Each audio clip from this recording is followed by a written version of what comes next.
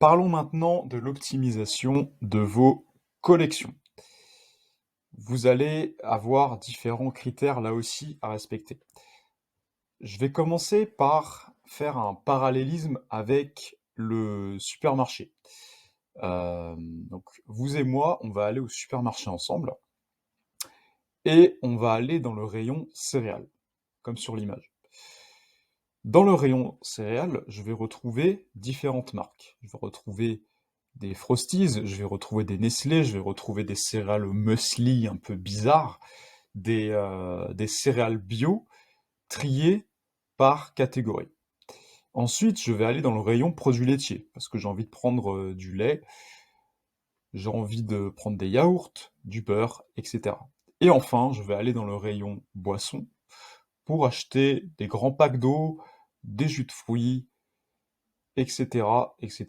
Ensuite, je vais en caisse, je paye et je m'en vais. Eh bien, sachez que quand vous avez un prospect sur votre site, eh bien, il va suivre exactement ce même cheminement. C'est pour ça qu'à l'image d'un supermarché, vous devez avoir des collections qui sont triées, qui sont cohérentes pour l'utilisateur.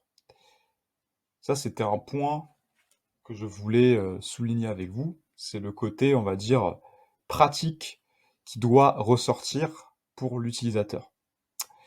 Je vais vous montrer un cas concret d'un site qui est bien optimisé au niveau des collections. Donc le site Miss Bohème, encore une fois. Vous voyez que là, voilà, c'est organisé. Il y a également, et c'est le point suivant que j'ai cité dans mes diapos, c'est qu'il y a un minimum de collections. Il n'y en a pas trop, il y en a un minimum. On voit qu'on s'y perd pas, que c'est cohérent.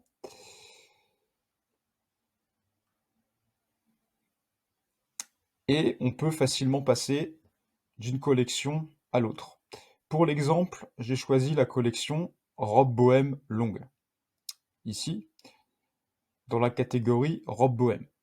Vous avez ici des catégories robe bohème, haut, bas, outfit, accessoires. Ce sont des catégories dans lesquelles vous allez ranger vos collections, qui sont robe bohème longue, robe bohème courte, blanche, mariage, robe champêtre, dans la catégorie robe bohème. Voici comment doit être organisée une page de collection. Alors je prends cet exemple-là parce qu'il est vraiment bien fait. Vous allez avoir donc le title ici, le titre, le H1. D'ailleurs, je vais vous conseiller un outil tout de suite, ça s'appelle SEO Minion. Donc c'est une extension Chrome sur laquelle vous pouvez analyser n'importe quelle page web, et notamment l'optimisation en SEO. Donc là, on voit que c'est une page web qui a un titre principal, H1, robe bohème longue, plusieurs H2 qu'on va voir par la suite, et enfin un H6. Alors, c'est un très très bon exemple parce que là, on va se rendre compte qu'en fait, ce site-là, il n'est pas parfaitement optimisé et je vais vous expliquer pourquoi. Là, je découvre en même temps avec vous en direct. Donc là, je descends. Hop, je vais aller plus vite. Ici. Lorsque je descends, je remarque qu'il y a une description. Ça, je vous conseille de le faire. C'est toujours bien de faire une description optimisée en SEO ici. C'est-à-dire, on va dire, entre 500 et 700 mots. Avec des mots-clés et qui donnent envie aussi à l'utilisateur d'acheter et de parcourir votre collection. Mais clairement, c'est un but principalement SEO.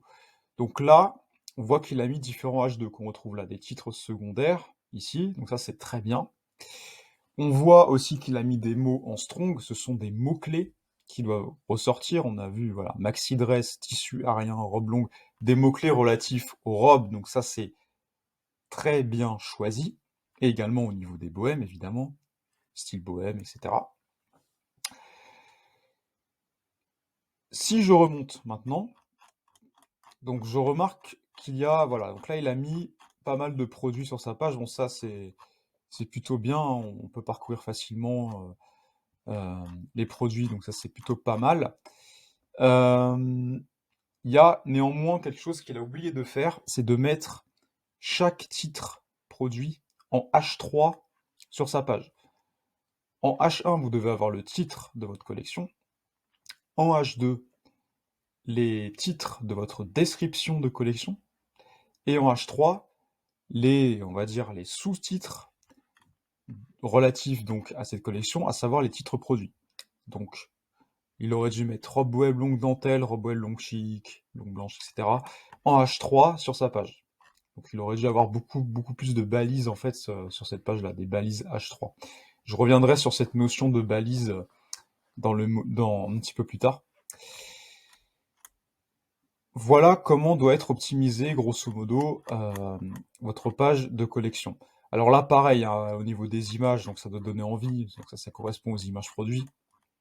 Ça donne envie.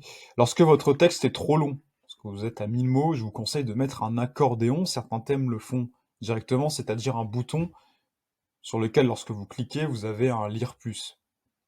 Et c'est le texte après qui se déroule. Également, ce qu'il a oublié de faire, c'est de mettre un lien vers une autre collection cohérente. Donc, je vais quitter l'extension pour vous faire comprendre ça. En gros, dans son texte, il aurait dû mettre voilà, une URL en direction, par exemple, de la collection robe bohème courte. La collection robe bohème courte pourrait rediriger vers blanche, etc., etc., jusqu'à ce que robe champêtre redirige vers la catégorie robe bohème. On pourrait se dire que là, on a accès déjà facilement aux autres collections. Robe bohème courte, robe bohème blanche, voilà, je peux cliquer dessus pour vous montrer. Donc là, on va voir aussi d'ailleurs s'il est aussi optimisé au passage. Ça a l'air d'être le cas, oui. On voit qu'il a aussi fait une description. Mais il n'a pas fait de lien là non plus vers, par exemple, la collection robe bohème blanche. Vous l'avez compris, l'objectif, ça va être en fait de relier les collections entre elles. Ça a une importance qui est capitale, surtout d'un point de vue purement SEO, parce que ça va inciter en fait le robot de Google à parcourir plus facilement vos pages, à passer plus facilement d'une page à une autre. Vous ne devez pas rediriger vers une collection qui n'a aucun sens. Par exemple, la collection sur laquelle je suis, donc des robes bohème courtes, ça sera pas très cohérent de la rediriger vers les sacs bohème, par exemple.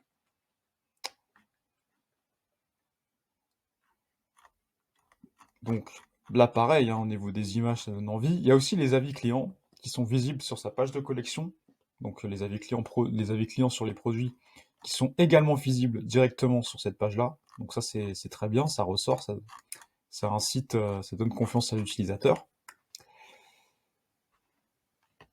Et puis voilà, donc j'ai à peu près fait le tour. Donc encore une fois, les pages de collection, ce sont celles qui, voilà, qui vont donner envie à l'utilisateur de parcourir l'ensemble de vos produits. Également, ce qui est important à retenir ici, c'est que vous devez absolument comprendre que ce sont les collections qui rankent sur Google. Alors je vais vous montrer dans le cas de robe bohème. Robe bohème. Quand je tape robe bohème, ce n'est pas une page produit qui sort.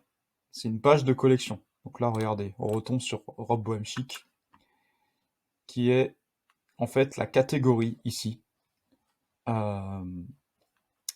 du site Miss Bohème. Le site Miss Bohème. Donc les catégories, ça correspond également à des collections. Mais ce sont des collections particulières dans le sens où elles contiennent elles-mêmes d'autres collections. D'accord? Donc ce sont les collections qui rankent sur Google et c'est donc très important que vous ayez, on va dire au minimum, au moins une quinzaine, une vingtaine de collections. On va dire grand minimum 10-15 collections. Après, faut pas non plus aller dans l'excès, donc c'est toujours pareil, faut trouver le bon dosage.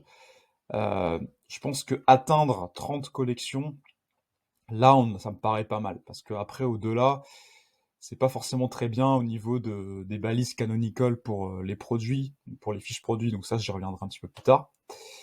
Également, il y a une page qui est d'emblée sur les thèmes, qui est la page collection/all. Alors, je vais vous montrer ce que c'est sur le site Miss Bohème. Là, je retire ça. Quand je mets all, qui correspond en fait à toutes les collections, Je me retrouve sur une page avec toutes les collections.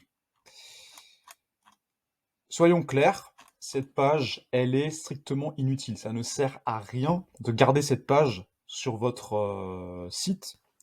Déjà d'une, l'utilisateur ne tombe jamais dessus, donc ça ne sert à rien. Et de deux, quand j'utilise SEO Mignon, je vois qu'il n'y a même pas de titre, il n'y a rien du tout. C'est l'exemple même d'une page qu'on appelle une page fantôme, c'est-à-dire une page qui ne sert à rien et qui ne rankera jamais sur Google.